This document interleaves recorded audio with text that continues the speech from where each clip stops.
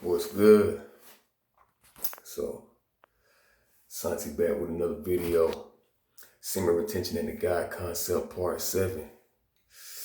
Y'all through sabes. You know what I'm saying? You know what it is.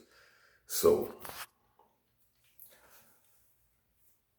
the conversation that I was having with homie made me want to do this video. Because he a Scorpio. Feel me? I'm a Cancer, so I'm a water sign. So, being that water is a creative force, it's a universal force. And where there's water, there's life. Water holds memory. It changes shape to the energies that it's around. Water has 4 different states. You know what I'm saying? And so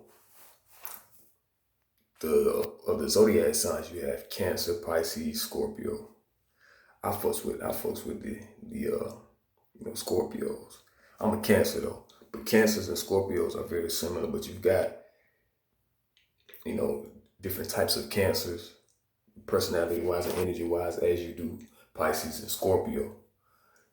But one of the things I notice about him being a Scorpio, when we message and stuff, his energy and like I said, I think I might have said this in other videos, but you can feel energy in people's conversations and how they carry themselves and how they look. You know what I'm saying? So in our conversations, one thing I notice about him is that he gives off a feminine energy. You know what I'm saying? And it's aggravating to me. You feel me?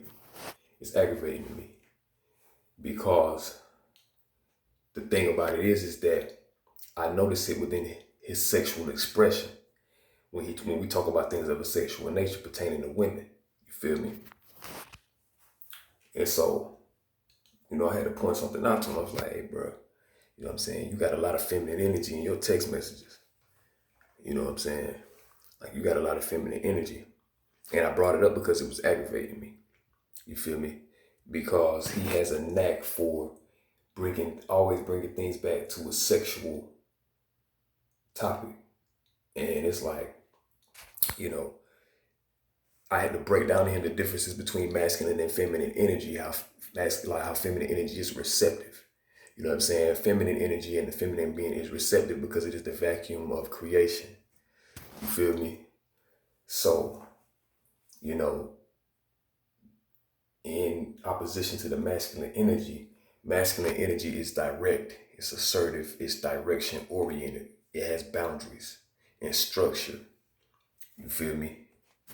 So one thing I said to him was that, a man has to create boundaries, borders, and structures to protect his own feminine energy. You feel me? Because it is not conducive for a man, a straight heterosexual man, to be in his feminine energy all the time in an unhealthy way.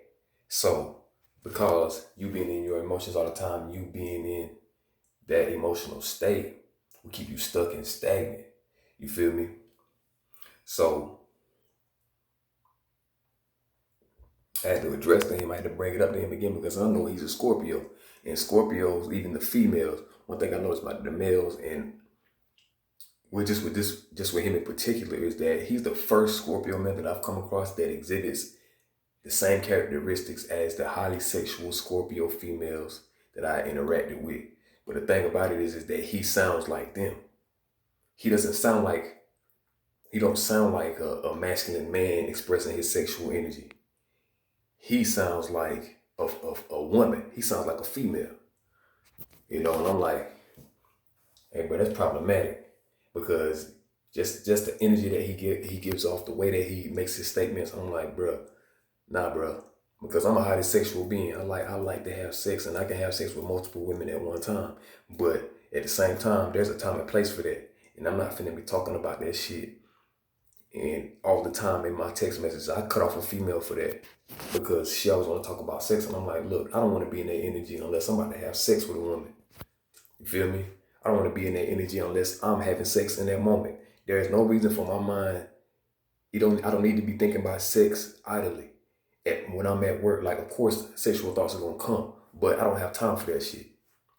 You know what I'm saying? Because that's gonna take me to a place that's not conducive for where I am at the current time. I don't need to be fantasizing about sex. I don't need to be doing that. You feel me? Like, and so my problem with him was that we'll have conversations about sex from time to time, but then I get to a point, it's like, yeah, we can talk about sex, we can joke about, joke about sexual things and stuff like that, and talk about women, but then you gotta draw that line. You feel me? Like, you gotta draw that line, because I don't got, no, because at the same time, I don't like the place that it brings me. You feel me? Because I can get the urge to, like, want to act on that energy that is being conjured up by the conversation, and it's influencing fantasy. You know what I'm saying? So drawing that line and creating boundaries. And so, you know,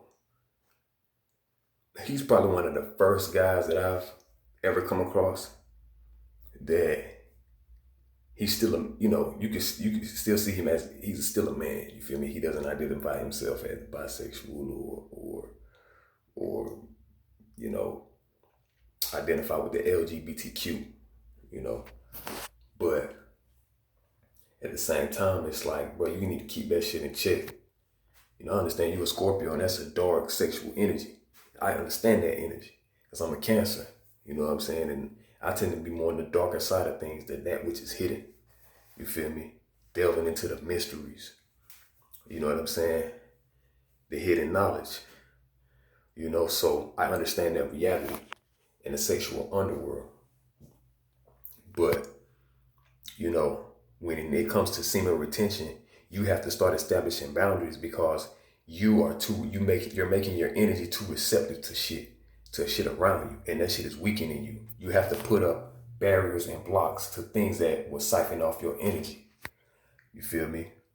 And so, when we're thinking about what you have to do for yourself and being connected with yourself, that is why the God concept must be looked at from a different frame of mind. You know what I'm saying? Because I cannot say where God is in this moment. I can say that God is everything all around me and all of this and that. You know what I'm saying? Because anybody can sit there and say, you cannot necessarily verify that. You know what I'm saying? You can't necessarily verify that. But the point that I'm making with this video is that, to be in that feminine energy, you are a straight heterosexual male. To be in that feminine energy is unattractive. That's unattractive. You feel me? Like, that's unattractive. Like, me just saying that as a man, like, and me having been with the women that I've been with, and and just having conversations with women, kicking it, spending time with women, you know what I'm saying? Like, having conversations and seeing where their mind is, that shit is not going to attract women, bro. Like, sex being on your mind all the time and that's all you think about, bro, that is not going to attract no women, bro. That is not, bro. And even for me, it's like, how does that make you look? You feel me? How does that make you look, that all you sit here and think about sex, all you want to do? You know what I'm saying? The conversation always being brought back to sex. Like, so that's all I wanted to talk about in this video, man. As I stated in other videos, we're understanding the masculine and feminine energy, and they have aspects of each other. You feel me? So people need to not get caught up in the gender aspect of it. Like, these are forces that come together to create. You know what I'm saying? And so there's a certain understanding that is required of these energies when we go back beyond all of the stuff that's going on in society right now. You feel me? When civilizations understood a balance that ruled and regulated humanity. And that's what we're getting back to, understanding that balance. So, yeah, like, comment, subscribe, and I'll holler back at you guys. Love, salute.